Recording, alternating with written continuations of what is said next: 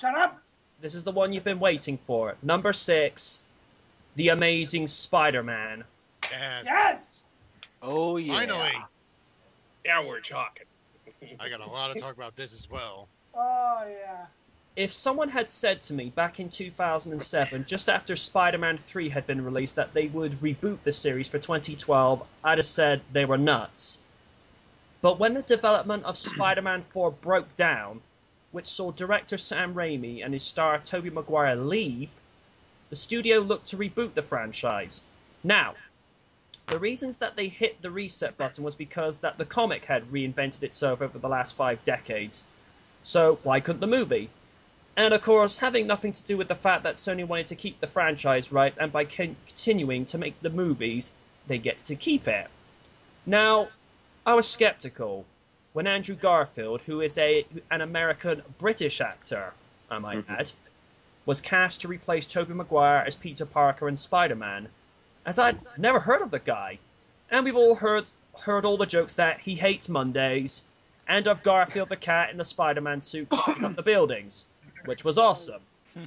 And when I got to watch the movie a day after my birthday on July 3rd, what I saw was something that the original series could not do. Spidey was cracking jokes. Yes. Yes. Yes! Andrew Garfield was born to play Spider-Man. His comic timing and his portrayal of the superhero and Parker was so refreshing and natural, when compared with Tobey Maguire, who was about convincing us Spidey as a David Cameron pledge. Wow. Emma Stone was just so refreshing to watch as the radiantly beautiful and intelligent Gwen Stacy, which made Kirsten Dunst's Mary Jane Watson look pathetic by comparison. And for me, and I'm sure I'm not alone on this, Kirsten just got worse with each sequel. Yep. Pretty thing, but no Yeah. substance. Yeah.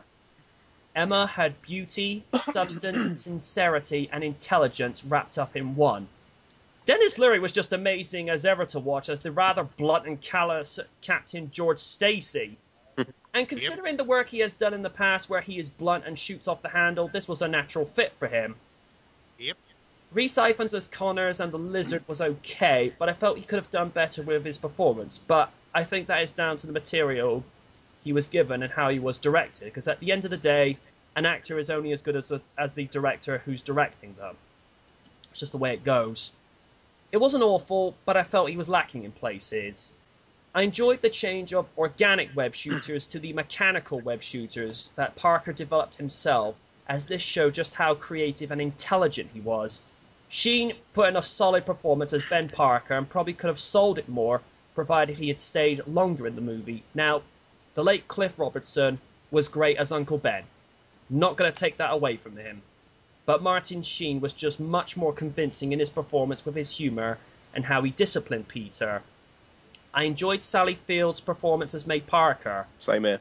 She seemed much more real and convincing than Rosemary Harris. Not saying that Rosemary Harris is a bad actress, but Sally had that tension between her and Peter when he came back late at night with no explanation as to where he'd gone. And that was the one thing that really worked for the movie, the expansion on humour.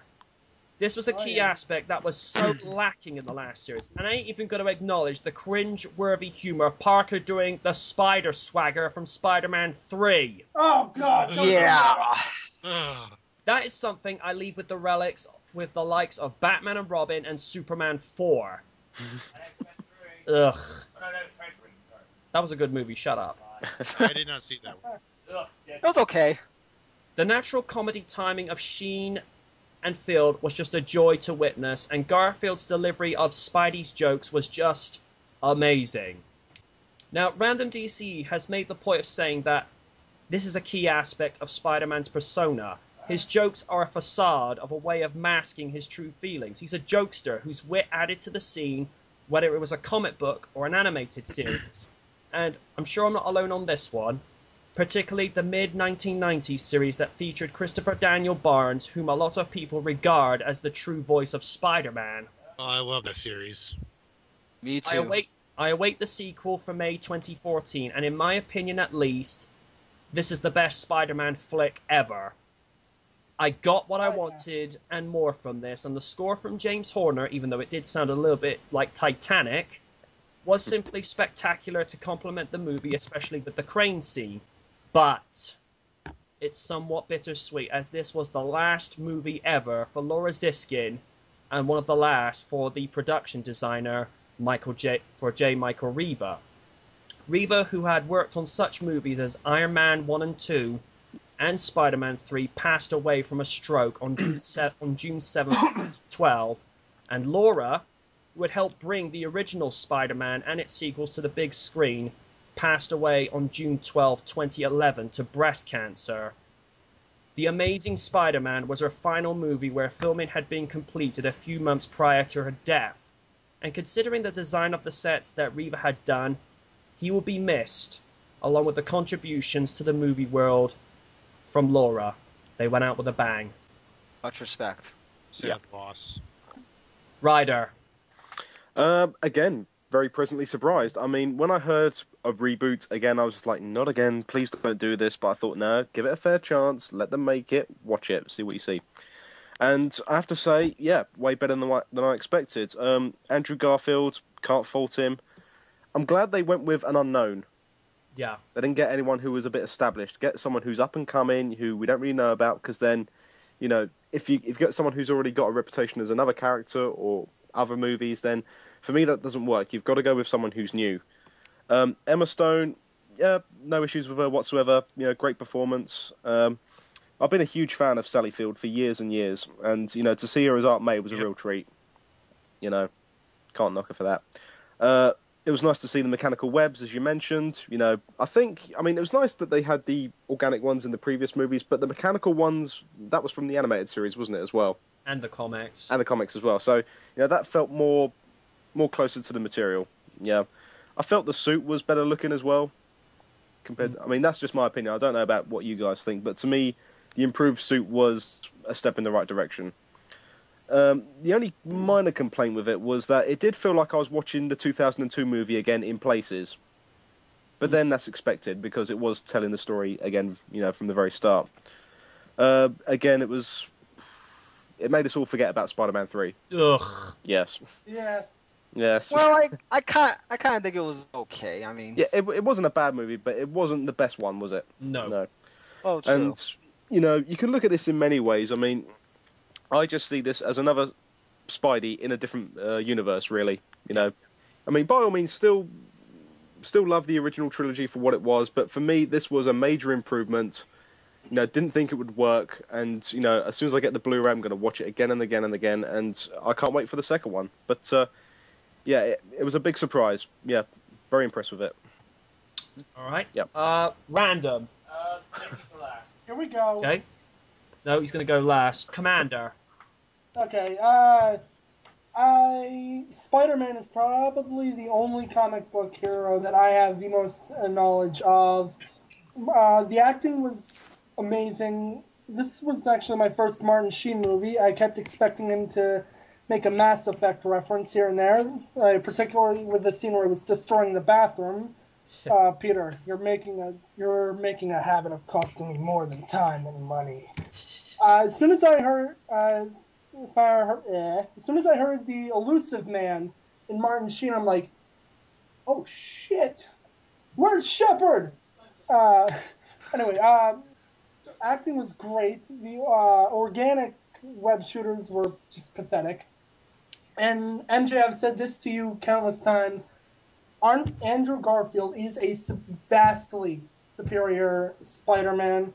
Tobey Maguire is a good Peter Parker, but Andrew Garfield's the better Spider-Man. Oh, I would agree, hands down.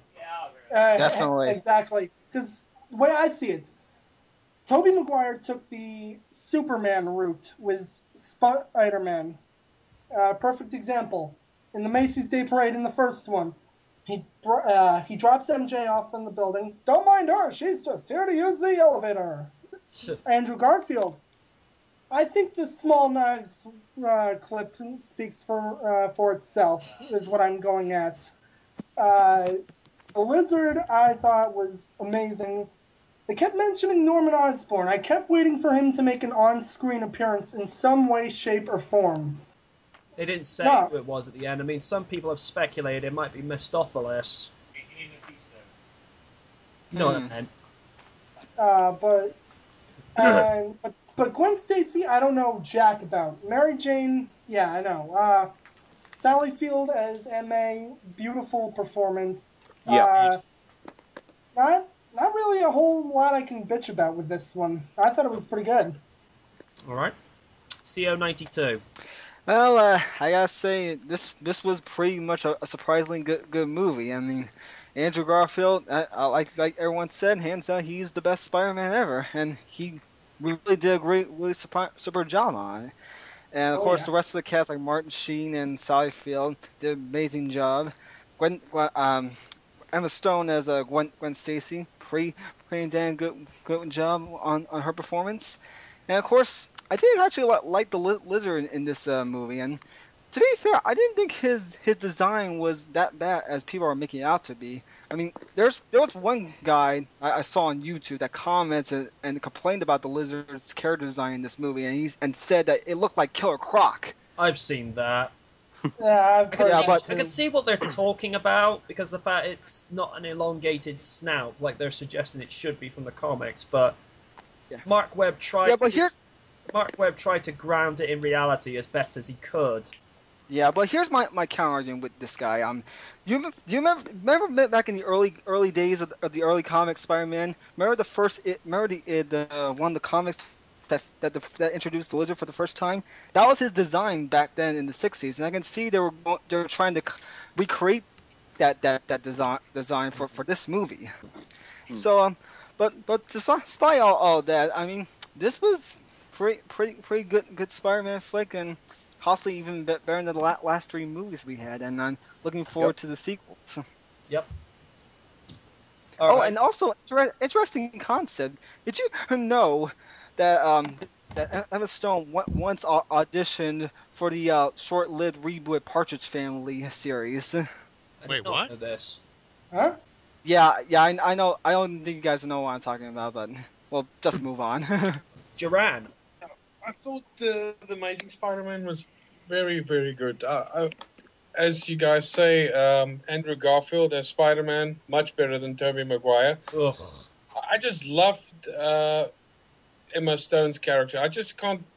I just can't take my eyes off her. You know, she's such a delight to see. You know, Yeah. I love the fact that they brought in the story how Peter's parents asked him to live with Aunt May.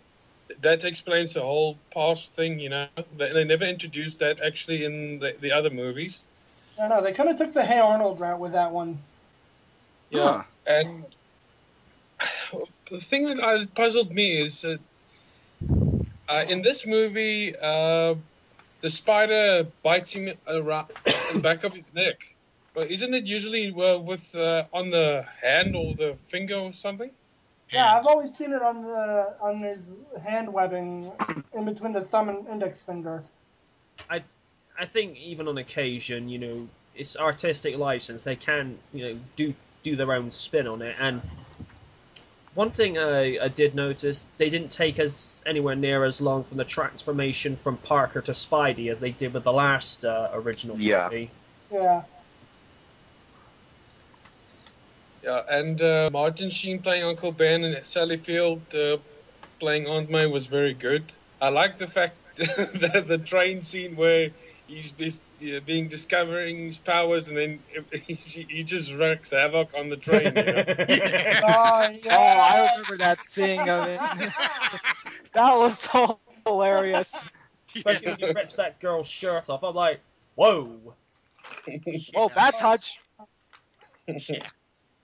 Yeah, and I thought Spider-Man in the tunnel where Dr. O'Connor was experimenting on himself with the lizard DNA, where that whole tunnel scene is very good. And the final fight scene as well, and the fight scene at the school was also very good.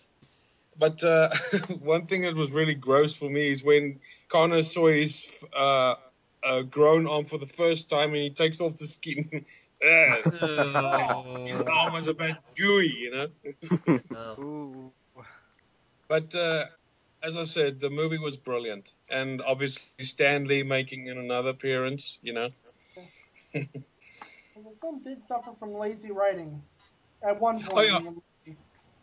oh yeah, and Which, one final thought: the lizard to me looked more like a reptile from Mortal Kombat.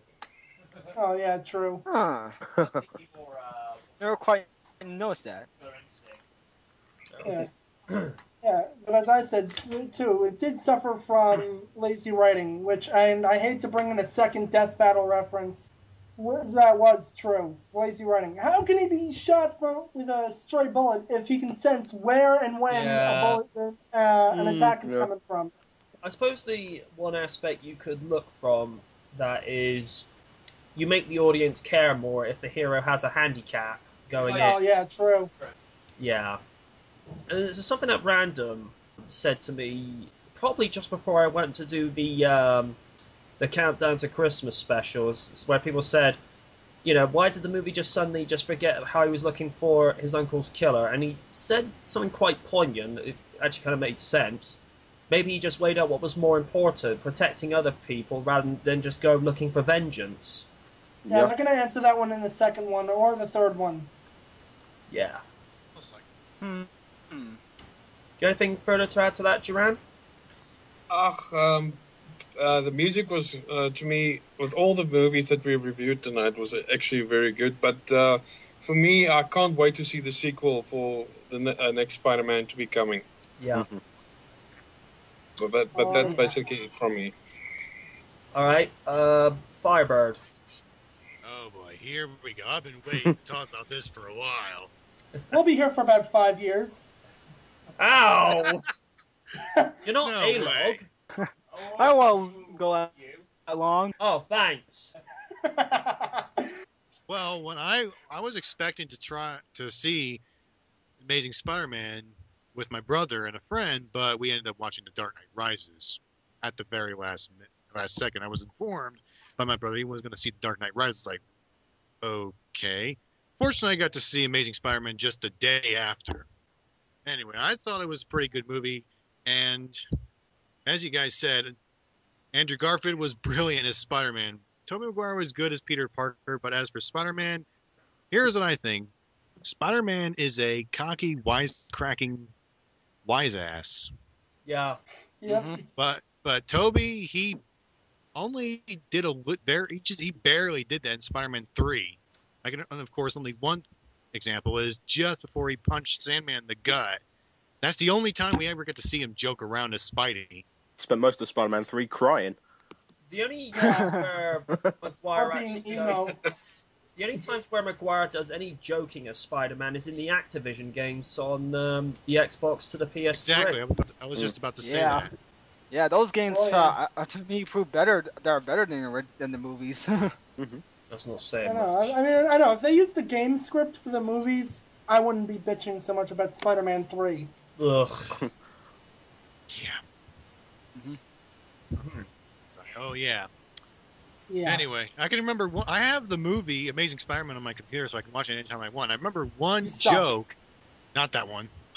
Anyway, there was one joke from Amazing I can think of from Spidey. He says, "Ooh, somebody's been a bad lizard," and Oh, I remember that joke. yeah, and it was just before Stan Lee's cameo where he's just listening to music. He has no idea what was going on. Oh yeah. Yes, That was good one. See that in 3D and it looks even better. Oh Noted. yeah. Like he just put a disc in, and he's just listening, and behind him, Spidey and Lizard just going at it, and he has no idea what's happening. All right, $20 he's using skull candy. You know, sorry, Derek, but I love the subtle references to Oscorp and the way Parker builds that web mechanism. You know. Oh yeah, That's really nice. I actually remember, this is just a minor thing. I'll get back to the main topic. I'm not sure if this is true, but the guy who was demonstrating the strength of the Oscorp developed whatchamacallit. It sounds like the same guy who was narrating the codex from the Mass Effect games. That's a reference to you, Commander. Oh yeah. Oh yeah. Actually, now that you mention it, I do kind of notice that now. Thank you. I actually was really looking forward to seeing Peter actually building the web shooters rather than they're just. I thought they did show that. I think what he's referring to is actually having the mechanism to shoot what they call the biomechanical cable out. Because all Peter did was just take old mechanical pieces out of Uncle Ben's old watches and actually put a microchip into another mechanism that would shoot the webbing out whenever he would apply pressure to the node in his fist. Yeah, I think that's what you're referring to. And I remember researching, and he needs superhuman strength in order to press it down to avoid the webs shooting out when he's punching someone. Yeah. Oh, I remember watching a video, like a behind the scenes of Amazing Spider-Man, and in the words of Stan Lee, the reason those were made is like whenever like Spidey runs out of web shooters, like the cartridge is empty, what's he gonna do? Creates another problem for the hero. Because again, you create, like I say, these little handicaps or problems for the hero. The audience sympathizes with them. Yep. Yep. Oh. Which is why Superman is losing appeal. As far as Random's concerned, he's never had appeal. Which is also why he's going to get his ass kicked by Goku. I don't hate Superman. He's one of those characters where I sum him up with a sentence of, I don't know why. Nothing personal to you. I don't know why, but I just don't like. I don't actively hate the character. It's just I can't put my finger on it. Like there's something about him that I don't like. I just don't know what it is. I just Maybe see it's him the fact that he's a Gary Stu.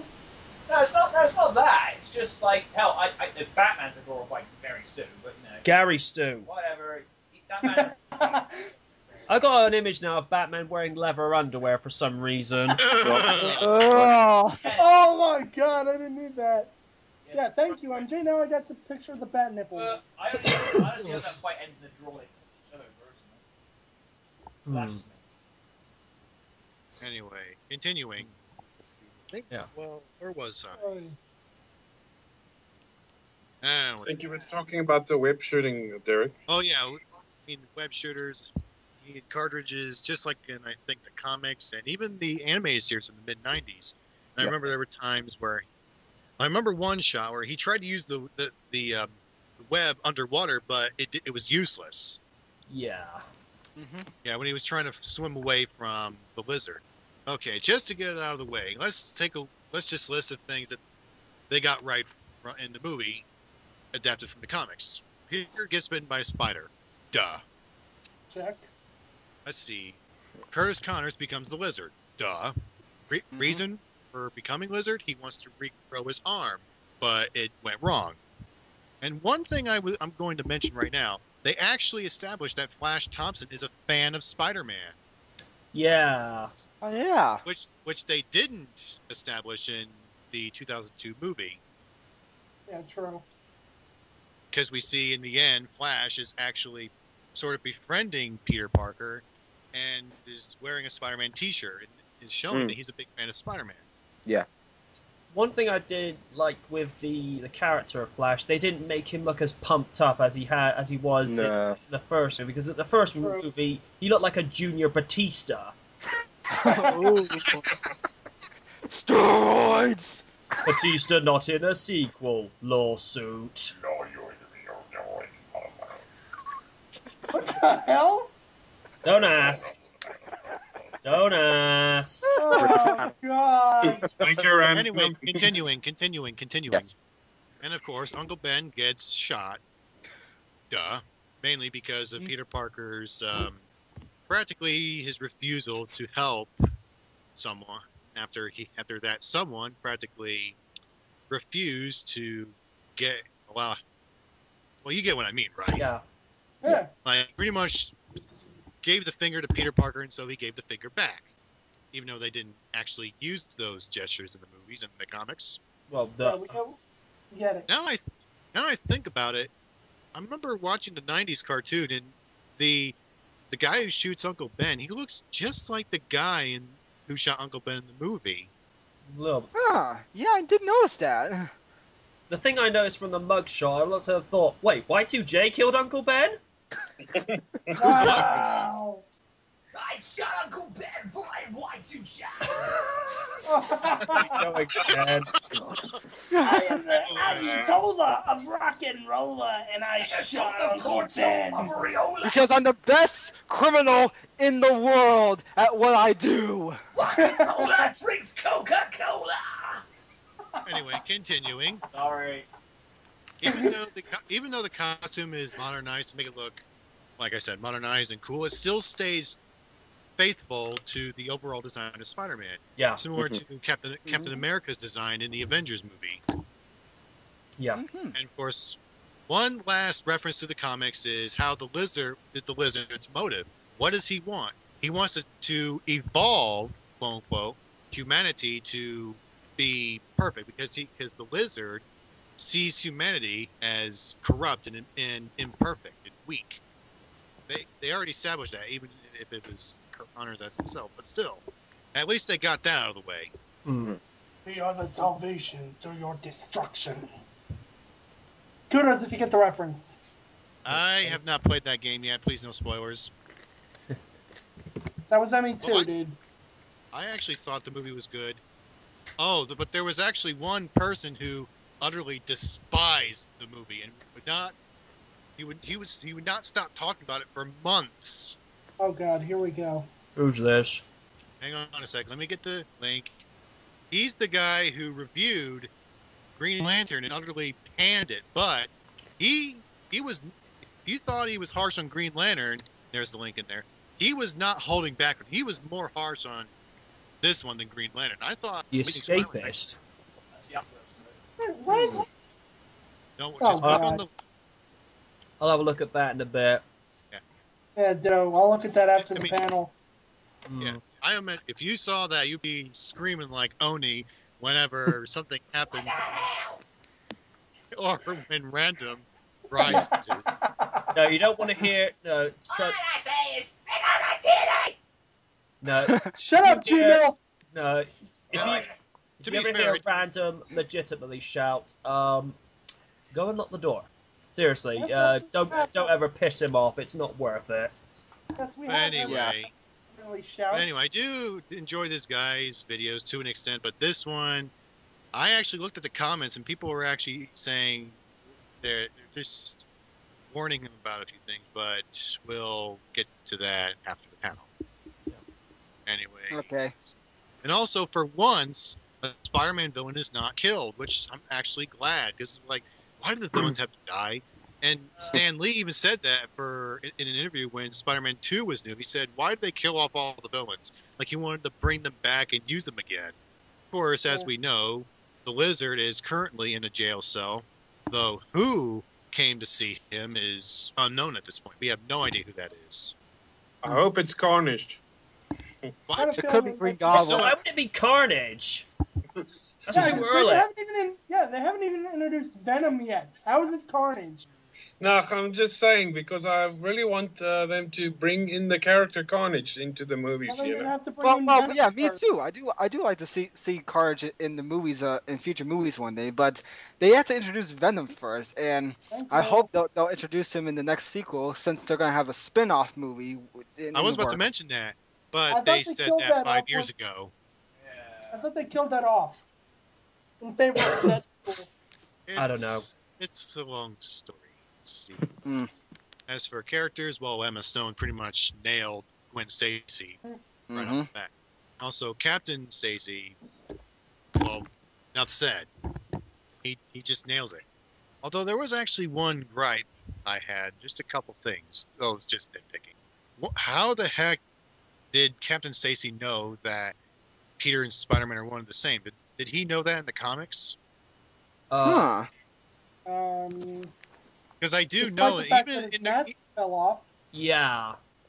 I do know that another gripe is that how the heck did Curtis Connors know that Peter Parker and Spider-Man were one and the same? Yes, I know that Curtis, or the Lizard, he saw Peter's name on the camera, but still, did the Lizard know No. or is aware that Spider-Man and Peter were one and the same? Are one No, and the I same? don't think he knew. Nah. I have no idea now. It's not a nitpick. I'm just wondering. This is just a question. Was Gwen fully aware that Spider-Man and Peter were one and the same? Gwen I don't think so. didn't know until he used the web shooter on her. I know, but I mean in the comics, not the movie. I don't know. I honestly don't know. Oh, yeah, I don't know either. From what I remember reading, she just knew it was Spider-Man. Well, I'm looking forward to the sequel. There are some bits that kind of I didn't really like. I mean, let's see. Oh, there actually was one funny bit I remember seeing. Remember when Peter was waiting for the Lizard to come with the web? He was just sitting there playing. He was playing a game on his iPhone. That cracked me up. It still cracks me up. We thought do something to pass the time. Yeah, he can't. However, when seeing Spider-Man in the movie crawling in the sewers, I immediately got flashbacks from the pilot episode of the animated series from the 90s. Yeah. Yeah. Stuff. But to me, what was really funny is when Spider-Man was searching for the killer of Uncle Ben. He came across this guy, and then he shoots out all the webs. First his arms, the car jack scene. The car jack scene. Then he makes as if he sneezes. Achoo! The highlight of the movie. One of the deleted scenes is where they extend that. He actually has his hands at the side as he says, "Are you ready to draw?" And then flings out the web shooters like they're a pair of 6-shooters. Yeah. So I thought, I wish they'd kept that in. Yeah, I remember watching a video of some fans reviewing, and they said there were some scenes that were cut from the movie that should have remained. But my theory is that Sony were so desperate to keep the licensing rights to Spider-Man, and they rushed the director and the cast. The impression I got from these people, they said the director and the cast, they wanted to make this a great movie. It's that Sony was pressuring them to get this out like as soon as possible because they want to keep the rights. But if that's not true, someone please correct me. Well, it was they released it at the right time because, summer of this year was Spidey's 50th. Exactly. So I remember that next year, I think, will be the Amazing Spider-Man's final issue. I think issue number 700, was it? 700. Yeah, I saw the panel for that. I'm thinking, what the hell? I'm gonna keep the reserved judgment for that one. I want to see what they're gonna do with Superior Spider-Man. Fair enough. Ugh, that sounds terrible. I know. That's just me. Of course. Well, random. Listen to the title of the first one: Superior Spider-Man, Hero or Menace. Are you pretty much done, Firebird? Now, I just want two things to say. Well, Okay. One is I should have said this in the Avengers part. The Avengers cartoon called Earth's Mightiest Heroes, that's actually a good cartoon. Yeah. Definitely. As for Ultimate Spider-Man... Oh, don't even get me started. Oh God. Well, the good news is that I did see the crossover between Ultimate and the Avengers where Captain America was inspiring Spider-Man. That was actually pretty good. We got to see J. Jonah Jameson voiced by J.K. Simmons, who reprised his role, who is by far the best J. Jonah Jameson to date. Yeah. Oh, yeah. Exactly. I'm sorry God to knows mention. I still do that voice. Wait, he still does? No, I do it. I got my- at work. I got someone at work whose surname Oh, is speaking Parker, of- and whenever they're being called, all of a sudden everybody just hears Parker, J. Jonah Jameson style. Oh, speaking of... Jimmy, go fire. I love that voice. Anyway, I was about to say, I remember hearing that J.K. Simmons is willing to reprise his role if given the opportunity. That'd be cool. He says that he's willing to reprise his role if he is asked to. So that's pretty good. I'm gonna be Sorry, I'm Andrew, gonna go be ahead. honest. If they're gonna bring Jameson back, they gotta have J.K. Simmons. End Oh of. yeah. Jimmy, Definitely. go pod. They already made that joke. Yeah. I know, but I just love that joke, and I just love that voice. Okay. Yeah, but I don't know Yeah. how they're going to do that because the Daily Bugle Now, in The Amazing as is for this- is now a television station instead of a newspaper. They'll find a way. They'll find a way around it. They always do. Yeah. See. As for the sequel, and of course the fans still wanting Spider-Man to appear in Avengers 2, Hell yes. I say put Amazing Spider-Man in Avengers 2. I mean, Sony and Disney were in talks before. I don't see why not.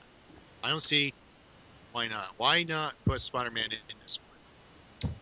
We'll have to wait and see on that one because although the intellectual property of Spider-Man is owned by Disney and Marvel, the movie rights of Spider-Man is owned by Sony. So Disney and Sony would have to come to some sort of arrangement if they wanted Spidey to show up in a future Avengers movie. I mean, don't get me wrong, unlike you guys, I want Spidey to show up in Avengers because that would kick ass. Yeah, I'm right at one. Hey, I want Spidey to be in Avengers 2 as well.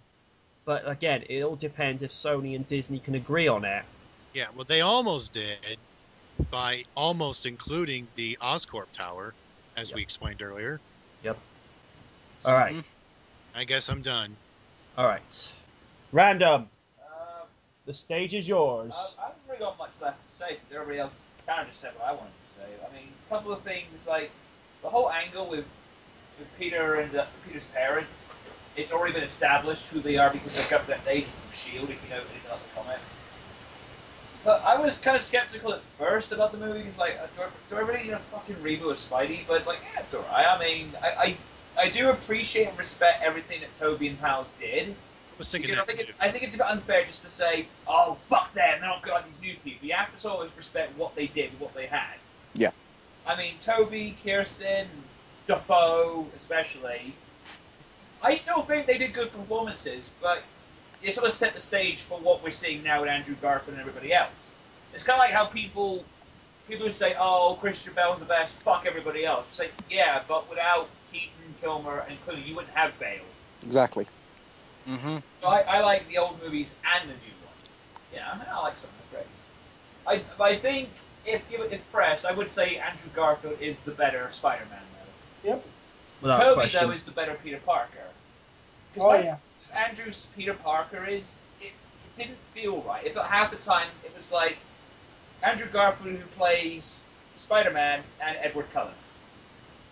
Oh, That's what it God. felt like. Oh, Never compare Peter just like- Parker to Edward It's Cullen, just, dude. Like, the problem with his Parker, it didn't feel right. He was just too angsty and too. When he pinned it could have been Flash worse. He could have played Sonic or Shadow. It's like when he pinned Flash up against the wall. It's like, oh, I'm sorry, we're doing the Venom saga already. It didn't fit right. I know it's tailored to the Ultimate Universe, but I don't read the Ultimate Universe. I read the mainstream, non-shitty Marvel Universe, should we say? But that's. I mean, I still think the Raimi series had the better villains so far, though. No one says no to me. If you want the truth, Peter, you won't get it from me because I'm a lizard man. Yay! Oh, sorry, how did Bane get in here? I'll give it a proper people. The Bane Lizard. Oh, Someone man. draw that! Yeah, it's basically the lizard wearing Bane's little crap open Raiders mask thing.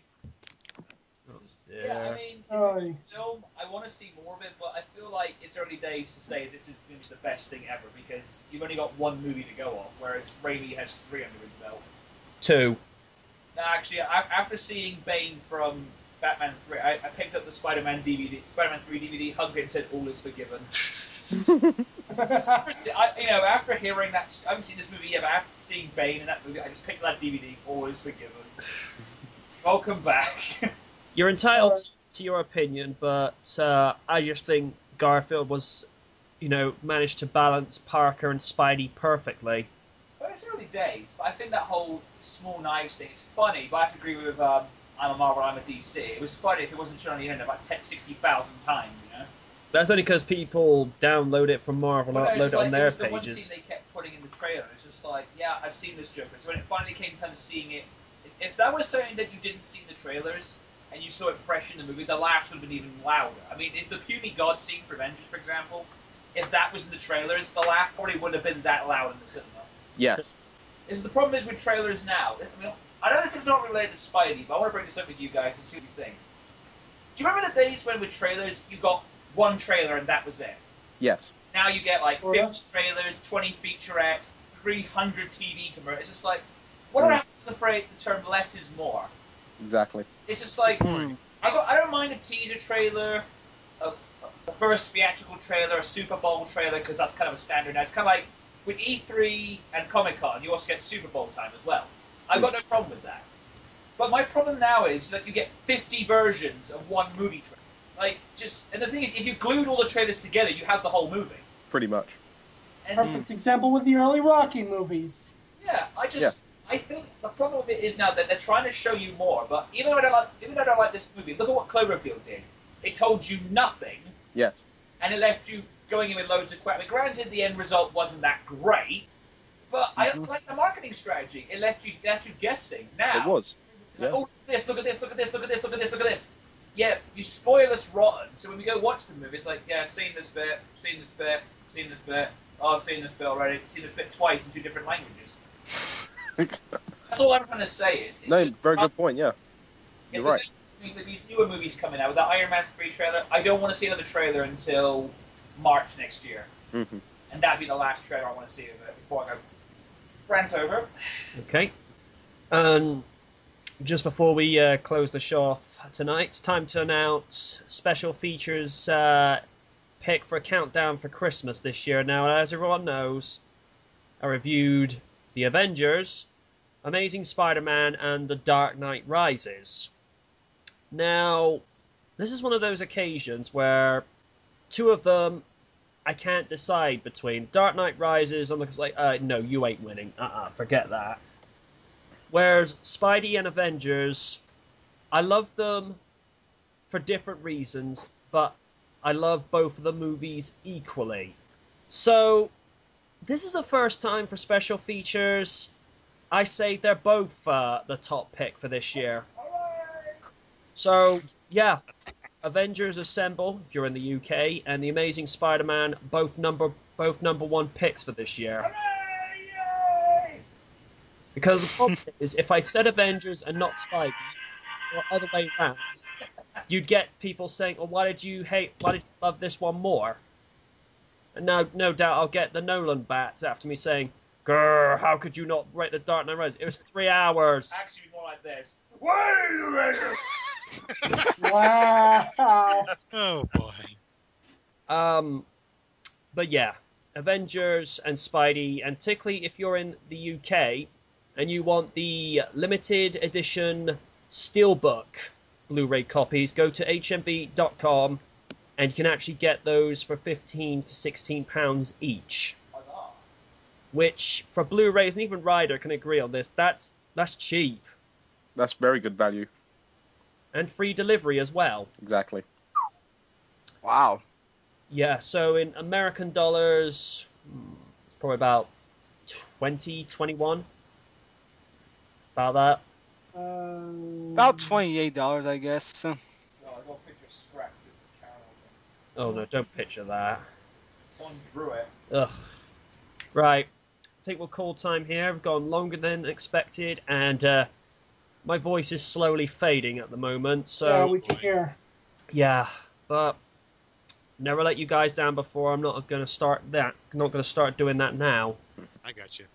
So, from the end of year 2012 special features panel, that is logic intact, unlike last year. He has been the random. It feels the verbs, it's stupid! There goes logic. I have been the knight. I've been the rider. I've been the Phoenix. I'm plain old Ron Harver. Murder, that's you. Commander Shepard. And I've been the CO92. From all of us here at Special Features and MJ Night TV, whichever movie you pick from this year, enjoy it, and Merry Christmas from all of us. With that in mind, seeing it is the festive season, I would just like to say one simple thing. Oh, God. That's the wrong panel, but I can't help myself. Yeah. We wish you a Merry Christmas! We wish you all a Merry Christmas! We wish you all a Merry Christmas and a Happy